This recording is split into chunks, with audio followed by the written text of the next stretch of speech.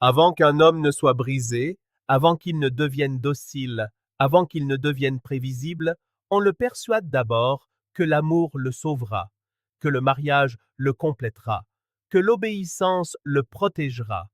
Et c'est là la plus grande supercherie que la civilisation ait jamais orchestrée. Ni la guerre, ni la religion, mais le fait de convaincre les hommes de s'enchaîner eux-mêmes et d'appeler cela un engagement. Et s'il y eut jamais un homme qui vit clair dans ce mensonge, ce fut Diogène de Sinope. C'était un homme qui crachait au visage des rois et riait pendant que les philosophes débattaient du sens de la vertu. Pourquoi? Parce qu'il voyait le monde pour ce qu'il était. Une scène remplie d'acteurs, la plupart étant des hommes mariés prétendant être libres. Diogène n'a pas seulement rejeté le mariage, il l'a tourné en dérision. Non pas parce qu'il haïssait les femmes, mais parce qu'il refusait de sacrifier sa vie à une illusion. Il savait ce que la plupart des hommes ont trop peur d'admettre, que le mariage n'est pas une récompense, c'est une laisse déguisée en dentelle. Et une fois qu'elle est autour de votre cou, tout ce qui vous concerne devient négociable. Votre temps, votre paix, votre raison d'être et même votre masculinité. Il a dit un jour, j'ai jeté ma coupe en voyant un enfant boire dans ses mains. Imaginez maintenant ce qu'il dirait en voyant des hommes jeter leur ambition, leur force, leur feu intérieur, juste pour être de bons maris. Diogène n'avait pas besoin d'une alliance pour se sentir complet. Il n'avait pas besoin d'une partenaire pour valider son identité. Il vivait dans un tonneau, mais son esprit était un royaume. Il n'avait ni femme, ni bien, ni statut social, mais il possédait la seule chose que tout homme marié finit par pleurer, une autonomie totale et inébranlable. Il regardait les hommes parader avec leurs épouses comme des trophées et murmurait entre leurs dents à quel point ils étaient misérables. Il voyait les philosophes parler de raison et de logique tout en étant secrètement écrasés par la tyrannie émotionnelle de la vie domestique. Et Diogène riait, non par cruauté, mais parce qu'il voyait l'absurdité de tout cela. À quoi sert un philosophe qui ne blesse les sentiments de personne? Demandait-il. Le mariage, pour Diogène, était une reddition de l'âme en échange de l'approbation. Et que vaut un homme lorsqu'il échange son âme contre la paix, lorsqu'il se châtre lui-même juste pour être acceptable aux yeux d'une femme? La société d'aujourd'hui n'a toujours pas rattrapé son retard. On dit aux hommes qu'une épouse les affinera, qu'une famille les recentrera, que l'amour les disciplinera jusqu'à la grandeur. Mais Diogène aurait aboyé en retour, comme le chien errant qu'il appelait son frère. La grandeur n'a pas besoin d'être domestiquée. L'homme qui doit être dompté pour être respecté n'a jamais été un homme pour commencer.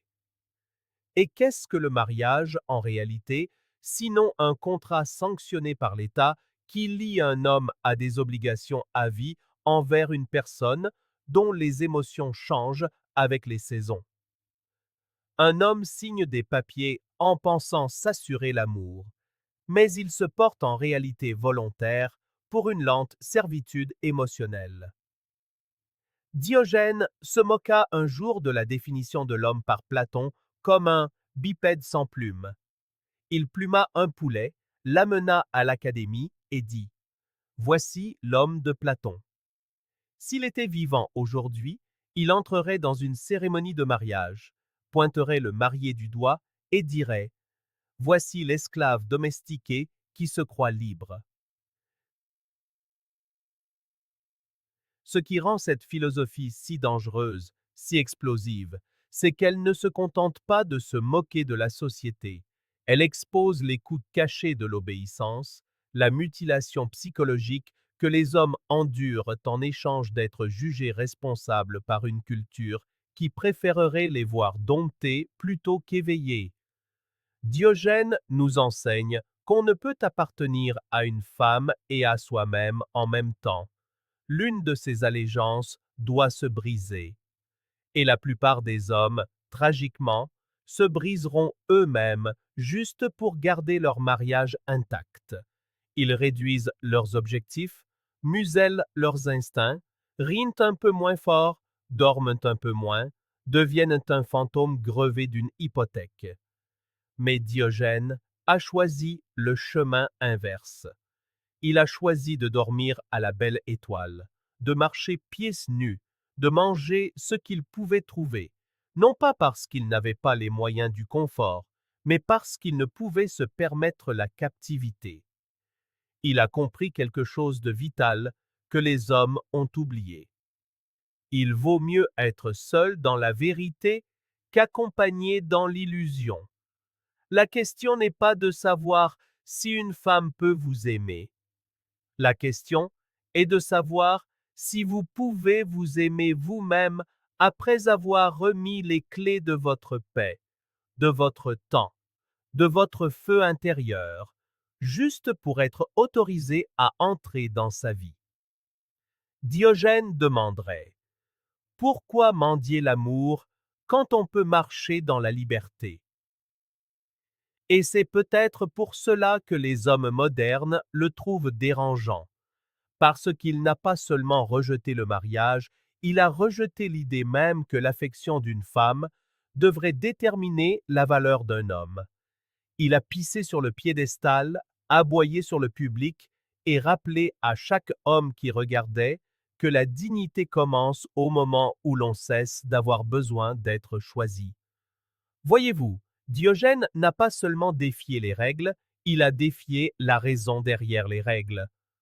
Pourquoi un homme doit-il se marier? Pourquoi doit-il s'attacher à une femme, à un foyer, à une structure qui exige qu'il saigne en silence tout en souriant en public? Parce que la société craint l'homme qui n'a besoin de rien, un homme qui marche seul, qui dort seul, qui pense par lui-même, qui ne s'incline devant personne. Un tel homme est imprévisible, et l'imprévisibilité est une menace pour un système qui dépend du sacrifice masculin. C'est pourquoi le mariage est habillé de sainteté, de sentiments, de poésie. Parce que si les hommes le voyaient un jour pour ce qu'il est réellement, une lente érosion spirituelle, alors toute la mascarade s'effondrerait. Diogène vit un jour un groupe d'hommes conduits à leur mariage et dit: ils marchent comme des moutons à l'abattoir. Non pas parce qu'ils croyaient les femmes maléfiques, mais parce qu'ils savaient les hommes aveugles. Aveugles à leur propre conditionnement, aveugles à leur désespoir de validation, aveugles à la façon dont leur désir d'être aimé les rend faibles et facilement contrôlables. Et rien ne contrôle un homme autant que la peur de ne pas être aimé. Cette peur transforme les lions en chiens de salon, elle fait des conquérants des gardiens, elle réduit le feu au silence et récompense l'obéissance. Et au centre de cette transformation se trouve la femme que vous appelez maintenant votre épouse, celle qui peut prendre la moitié de votre fortune, toute votre énergie et la majeure partie de votre attention, simplement parce que vous avez fait une promesse lorsque vous étiez désespéré d'être aimé. Diogène aurait craché sur une telle promesse. Il en comprenait la psychologie, comment les hommes sont élevés pour être utiles, pour être bons, pour servir. Ainsi, lorsque l'occasion de se marier se présente, il pense: enfin, une récompense. Enfin, je serai accepté. Enfin, je serai suffisant. Mais vous étiez déjà suffisant avant les vœux, avant le costume, avant l'alliance. Vous êtes né complet. C'est le mensonge qui vous a fait croire le contraire. Diogène était l'antidote à ce mensonge. Il n'avait besoin de l'approbation de personne, ni de l'État, ni d'une femme, pas même de Platon. Et cela, ironiquement, fit de lui l'homme le plus libre d'Athènes, un homme sans foyer, sans femme, sans carrière, et pourtant plus éveillé que tous les maris bien nourris qui argumentaient sur la vertu en s'étouffant de leurs regrets. Parce qu'au fond, la plupart des hommes mariés le savent. Ils savent qu'ils ont abandonné quelque chose. Ils ne peuvent pas le nommer, mais ils le sentent. Une érosion silencieuse, un silence qui s'alourdit avec le temps. C'est la partie d'eux-mêmes qu'ils ont abandonnée pour être de bons hommes, de bons maris, de bons pourvoyeurs, de bons fantômes creux. Diogène nous le rappelle. Il vaut mieux vivre sans approbation que mourir sous les applaudissements. Et c'est peut-être pour cela que son héritage a survécu, non pas parce qu'il a bâti des empires, mais parce qu'il n'a jamais laissé un empire se construire à l'intérieur de lui. Le mariage bâtit un empire, mais pas pour vous. Il le bâtit pour elle, pour sa sécurité, pour son confort, pour sa paix, tandis que vous devenez la mule, le bouclier, la statue silencieuse censée tout porter sans vous plaindre. Et si vous osez exprimer votre douleur, vous êtes ingrat, vous êtes faible, vous êtes toxique. Mais Diogène, il aurait aboyé face à cette accusation. Il aurait chié sur le tapis rouge et vous aurait mis au défi de lui dire qu'il n'était pas libre. C'est Diogène qui nous a rappelé, non pas avec des sermons, mais avec la satire, que la liberté n'est pas quelque chose qui vous est accordé. C'est quelque chose que vous refusez de céder. Et pourtant, la plupart des hommes la cèdent volontiers, non à un tyran, non à un roi, mais à une femme tenant une bague si petite, et qui pourtant s'enroule autour du cou. Il n'a pas eu besoin d'un tribunal pour expliquer cela. Il n'a pas écrit de livre sur l'autosacrifice masculin. Il l'a vécu, nu, dépouillé, sans honte. Il a parcouru le monde avec seulement ce qu'il pouvait porter et personne à qui il devait plaire. Parce que pour Diogène, la liberté n'était pas un luxe. C'était l'état par défaut. Tout le reste était une concession à la peur. Et le mariage, par-dessus tout, est peur. Peur de mourir seul, peur du jugement, peur d'être oublié, peur de ne pas être aimé. Mais Diogène vivait comme un homme qui était déjà mort à l'opinion publique. Il n'a pas seulement cessé de s'en soucier, il a transcendé le souci. Pendant que d'autres hommes attendaient la permission d'une femme pour se sentir entier, il se déclarait complet, non par arrogance, mais par clarté. La clarté qui vient quand on dépouille la vie de son essence. Soit vous êtes libre, soit vous êtes domestiqué. Il n'y a pas d'entre-deux. Aujourd'hui, les hommes se marient en espérant que cela les élèvera. Diogène en rirait. Il vous dirait que vous ne pouvez pas vous élever en portant les attentes d'un autre sur votre dos, que chaque promesse faite dans le désespoir est une chaîne forgée dans votre propre faiblesse. Il demanderait: pourquoi, vous, un homme qui n'a qu'une vie, avez-vous besoin d'un témoin pour la rendre réelle? Car c'est ce que le mariage est devenu, un rituel de performance. Vous portez le bon costume, prononcez les vœux répétés et présentez l'illusion de l'amour à un public plus soucieux des apparences que de la substance. Et pourtant, sous la célébration, se cache un contrat d'obligation, de surveillance et de lente décomposition. Et ce sont les hommes qui portent le poids de ce contrat.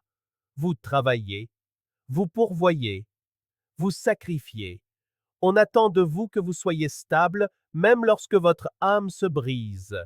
Et si jamais vous osez vous effondrer émotionnellement, financièrement, sexuellement, alors le système même que vous avez aidé à construire se retourne contre vous avec des crocs légaux et une honte sociale. Diogène ne voulait aucune part à ce jeu, parce qu'il comprenait ce que la plupart des hommes apprennent trop tard. La société n'a aucun intérêt pour l'homme qui refuse de se conformer. Et le mariage est le test final de la conformité. Si vous réussissez, vous êtes récompensé par des louanges. Si vous échouez, vous êtes puni par la ruine. C'est pourquoi Diogène aboyait comme un chien, pourquoi il déféquait en public, pourquoi il se moquait des convenances. Parce qu'il voyait que plus un homme devient civilisé, plus il est esclave de choses qui n'ont aucune importance. Le mariage, le statut, les apparences. Il a pissé sur tout ça et a continué son chemin. L'homme d'aujourd'hui est poli, soigné, employé, respectable, mais il se meurt à l'intérieur, car sa vie est devenue une liste de contrôles d'attente conçus par des gens qui ne porteront jamais le poids qu'il porte. Diogène ne voulait pas de cette vie. Il voulait la vérité brute, non filtrée, d'être un homme sans faux semblant, un homme qui ne doit rien, un homme qui ne répond à personne, et surtout, un homme qui n'échange pas sa paix contre l'approbation. Alors, quand un homme demande « Devrais-je me marier ?» Diogène le regarderait avec le feu dans les yeux et dirait « Si tu dois demander la permission d'être libre, tu es déjà un esclave. » Diogène vivait sans honte parce qu'il refusait d'emprunter sa valeur aux autres. C'est pourquoi il était dangereux. Non pas parce qu'il était violent, non pas parce qu'il était bruyant, mais parce qu'il n'avait pas besoin d'une femme, d'un enfant, d'un salaire ou d'applaudissements pour justifier son existence. Il était complet en lui-même, et c'est là le genre d'homme le plus rare. Maintenant, regardez autour de vous. La plupart des hommes aujourd'hui ne sont pas libres. Ils sont en représentation. Ils jouent la masculinité pour des femmes qui méprisent la force, puis en veulent à la faiblesse. Ils jouent l'amour pour des familles qui ne comprendront jamais leur silence. Ils jouent l'ambition pour un monde qui ne récompense que la soumission. Et au centre de ce théâtre se trouve le mariage, la performance finale, le moment où un homme signe son nom et sourit pour la photo, ignorant qu'il vient de s'enfermer dans un contrat de décomposition programmée. Diogène a dépouillé la performance. Il a arpenté les rues avec rien d'autre que son esprit et sa volonté. Et quand les gens lui demandaient pourquoi il vivait comme un chien, il répondait « Je n'appartiens pas à votre monde, et votre monde ne m'appartient pas. » Telle est l'essence de la liberté masculine. Non pas le détachement pour le détachement, mais le refus de participer à un mensonge qui exige votre âme en échange de la promesse du confort. Car ne vous y trompez pas, le confort est la monnaie d'échange du mariage, et le coût, votre souveraineté. On vous dira où vivre, on vous dira comment agir, on vous dira ce qui est approprié, ce qui est offensant, ce qui est acceptable, et tout cela au nom de l'amour. Mais Diogène n'a jamais cru en un amour assorti de conditions. Pour lui, le véritable amour ne contrôlait pas, il ne consumait pas, il n'exigeait pas le sacrifice de soi. Et c'est pourquoi le mariage a échoué à son test, parce qu'il n'était pas basé sur la liberté. Il était basé sur la négociation. Un homme renonce à sa paix, son espace, sa solitude, et en retour, il reçoit une approbation fugace et un ressentiment éventuel. La plupart des mariages modernes ne sont pas construits sur la vérité. Ils sont construits sur des rôles. L'homme joue le pourvoyeur, la femme joue la reine.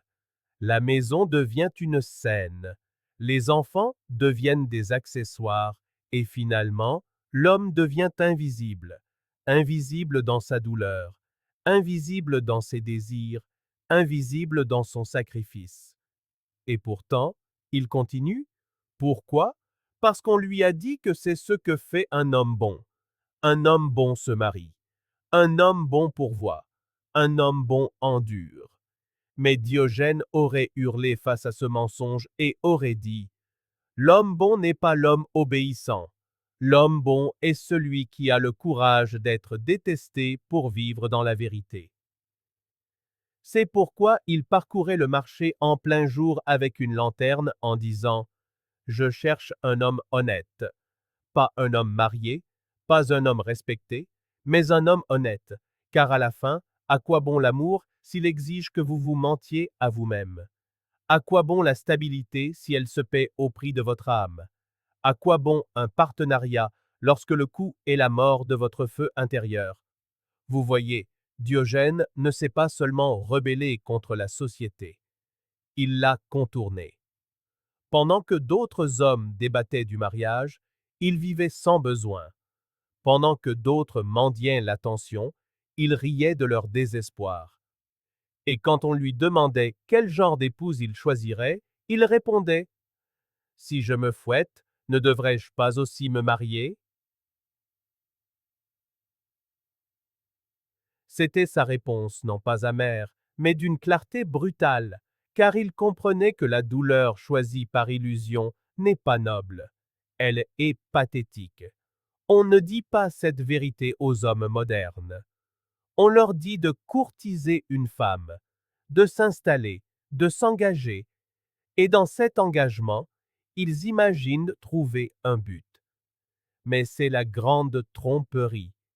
Les hommes ne trouvent pas de but dans le mariage. Ils l'enterrent.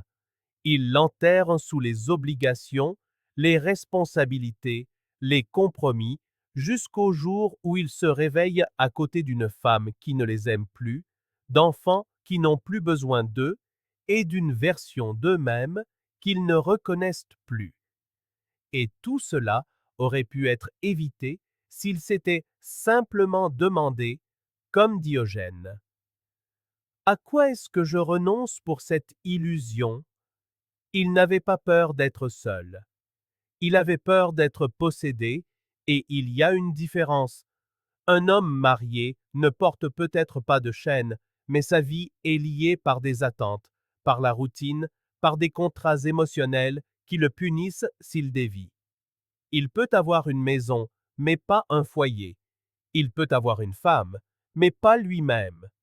Alors, quand la société vous dit que le mariage vous rendra entier, comprenez que Diogène rirait, car vous n'avez jamais été brisé. On vous a fait croire que vous étiez incomplet pour que vous poursuiviez la chose même conçue pour vous affaiblir. Un homme amoureux est magnifique. Un homme marié à l'obligation est asservi. Diogène enseigne aux hommes à retourner à leur état brut, à reconquérir l'esprit qui a été conditionné à rechercher l'approbation, à vivre non pas selon le désir, mais selon la raison. Et la raison crie ce que votre cœur craint. Si vous devez vous perdre pour être aimé, ce ne fut jamais de l'amour.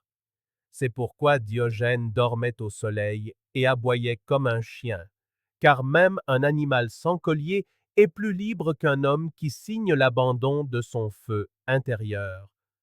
Il nous rappelle que la plus haute forme de masculinité ne se trouve ni dans la domination ni dans la soumission, mais dans le détachement, dans la capacité de s'éloigner, d'être entier sans avoir besoin que quelqu'un d'autre termine la phrase. Alors, aux hommes qui écoutent, remettez tout en question. Remettez en question ce qu'on vous a dit sur l'amour, sur le sacrifice, sur le devoir. Demandez-vous si la vie que vous construisez est la vôtre ou une pièce que quelqu'un d'autre a écrite pour vous. Car une fois qu'un homme s'éveille, une fois qu'il voit les chaînes qu'il s'est lui-même passées au nom de l'amour, il n'y a pas de retour en arrière. Diogène n'a pas écrit de livre. Il a écrit sa philosophie sur les murs de la vie avec de la pisse et des rires, et dans sa folie se trouvait une sagesse rare, une sagesse dont ce monde a désespérément besoin. Donc, si ce message a résonné en vous, n'oubliez pas d'aimer, de partager et de vous abonner. Soutenez cette chaîne via le lien dans la description, car plus nombreux seront les hommes qui entendront ceci, plus nombreux seront ceux qui cesseront de marcher aveuglément vers le feu. Laissez-les rire, laissez-les vous traiter d'amers, laissez-les dire que vous êtes perdus. On a traité Diogène de bien pire, et il est mort libre, et c'est le seul genre d'homme qu'il vaille la peine de devenir.